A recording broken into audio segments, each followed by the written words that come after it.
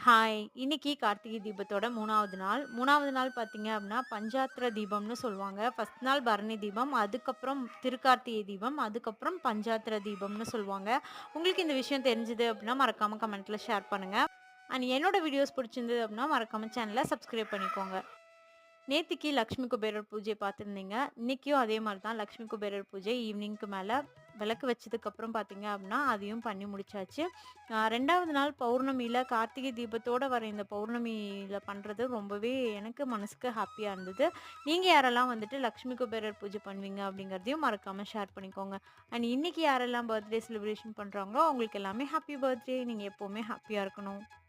நாங்க இருக்கிறது first floor அப்படிங்கிறதுனால, சரி ஸ்டெப்ஸ்ல எல்லாமே விளக்கு வச்சு பார்ப்போம் அப்படின்னு சொல்லி தான் இந்த வாட்டி ஸ்டெப்ஸ் ஃபுல்லாமே வந்து விளக்கு வச்சிருந்தேன்.